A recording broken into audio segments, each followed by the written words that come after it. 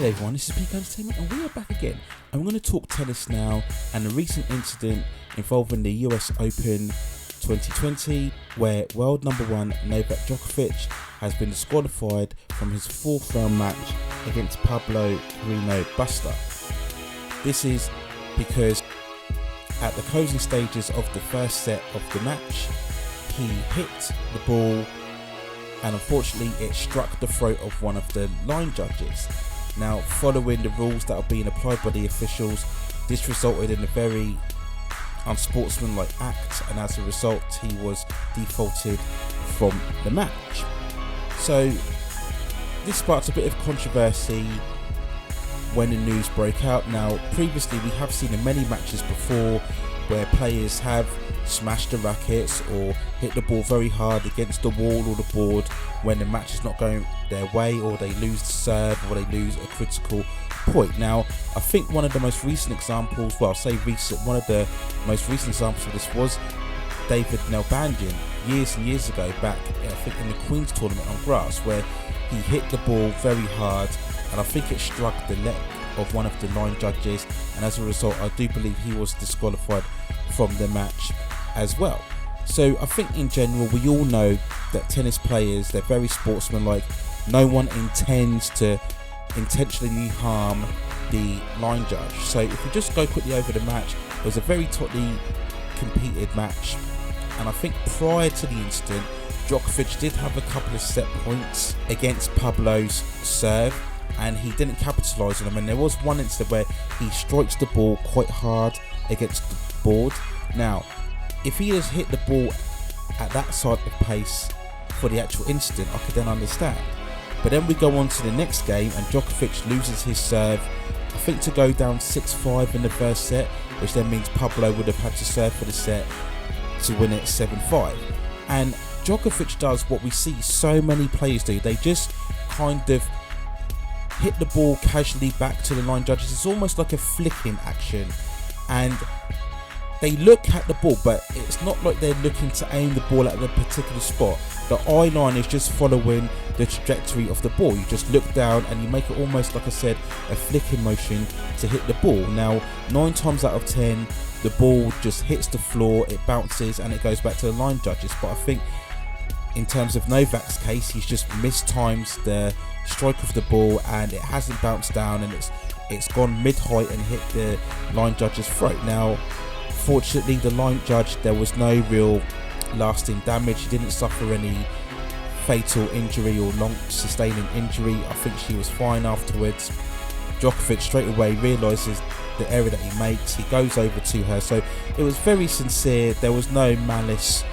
There was no contentious point, if you like. So it wasn't as if the line judge had called one of Novak's shots out and maybe he challenged it and it was still called out and he was in a fit of rage or a fit of anger. It was just a case of he just lost his serve, he was a bit frustrated and he's gone to flick the ball back to the line judges and he just mistimed the strike of the ball, and unfortunately he's hit the line judge. That's all it was. There was no, like I said, no anger or malice in intent. So I saw the footage and I was really surprised that they actually disqualified him from the match.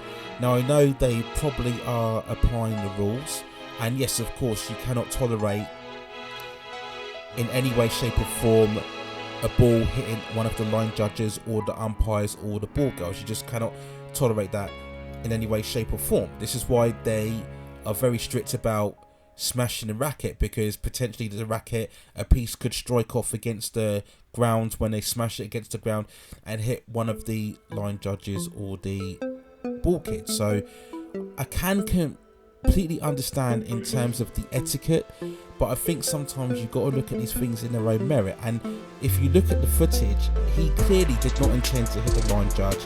You can clearly see it was an accident, and I just think it would have warranted a lot more, maybe a deduction of a point, or at most take away a game from him.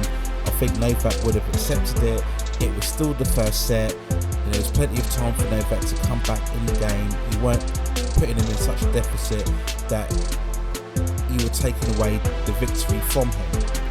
So he had plenty of opportunity to come back from the match, just take a point away from him or a game and then carry on with the match. I just think to actually default him from the whole match is, I think, maybe going too far, particularly when, if you look at the bigger picture and the fact that with both Rafael Nadal, the defending champion, and Roger Federer absent from the US Open, this was a massive chance for Djokovic to win another Grand Slam, where he would have, as a result, been one behind Nadal, who has 19 slams. This would have been Djokovic's 18th slam, and he would have been only 2 behind Roger Federer going into 2021. So this was a big deal. So I just think maybe a bit harsh to default him from the match when I look at the footage, and especially when it was such a competitive match. But again, they're applying the rules, and you have to look at this from a precedent point of view. If you allow one person to get away with striking the line judge, then what happens next time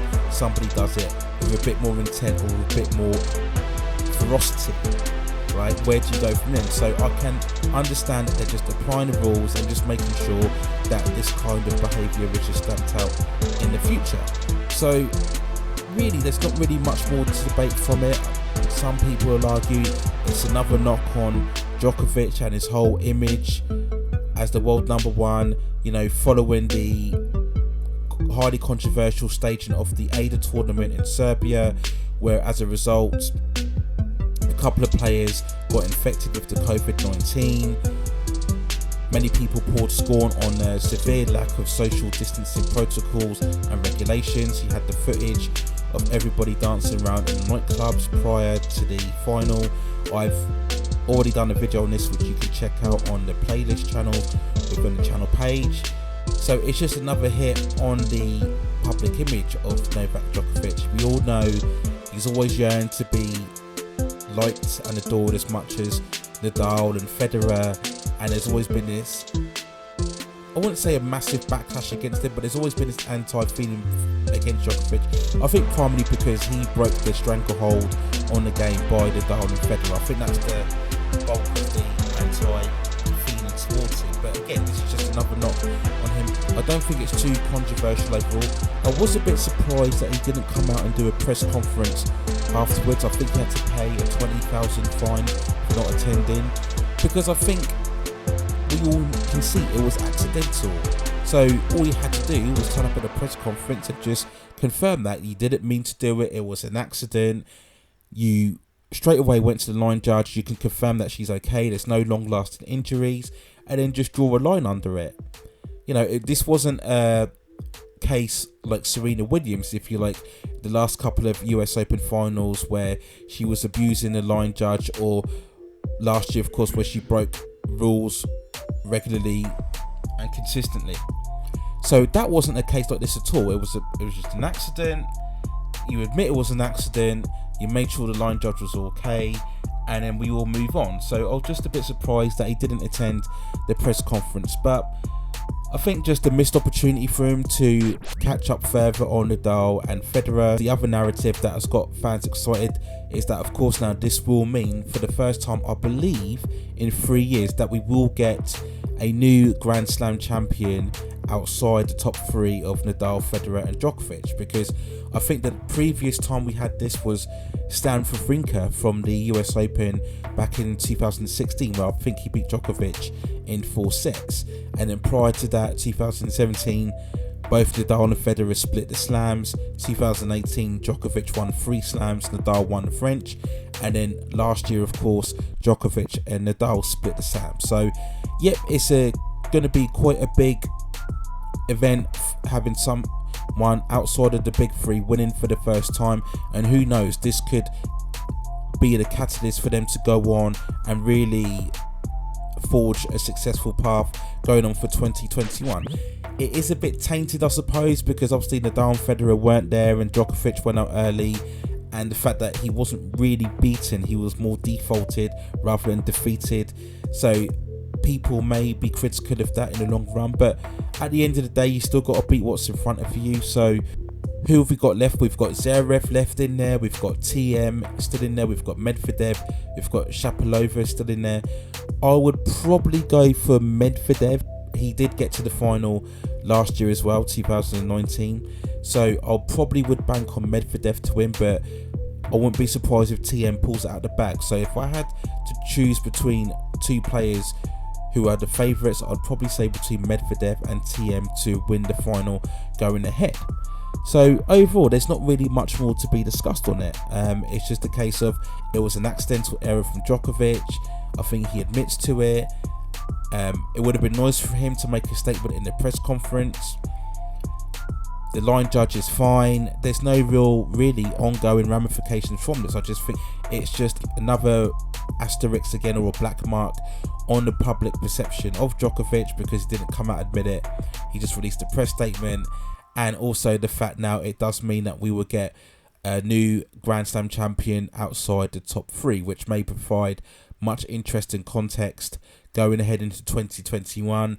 As far as I know, we're still going ahead with the French Open. There's been no plans to cancel that, though.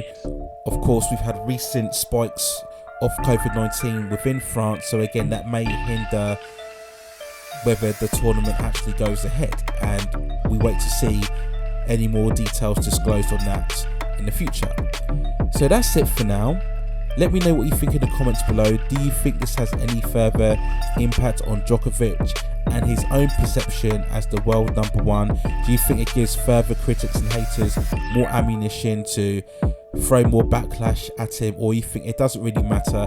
It was, in hindsight, a minor incident and he can just move on, and presumably he'll still take part in the French, and of course he'll participate in the Australian Open next year as well? Or do you think it's very exciting now, the fact that we'll have someone like a Medvedev, more likely a TM or Medvedev or Zverev, become the US Open champion, and maybe this can be the springboard for them to further their stakes as a Grand Slam champion potentially for 2021 going ahead in the future?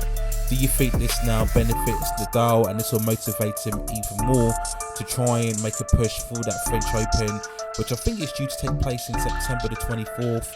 And of course, then if he wins that, he'll tie Federer for 20 Grand Slams, and it will put him 3 ahead again of Novak as well.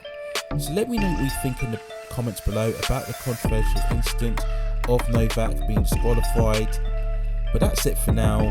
Take care of yourselves, stay safe distances, and I will see you very, very soon.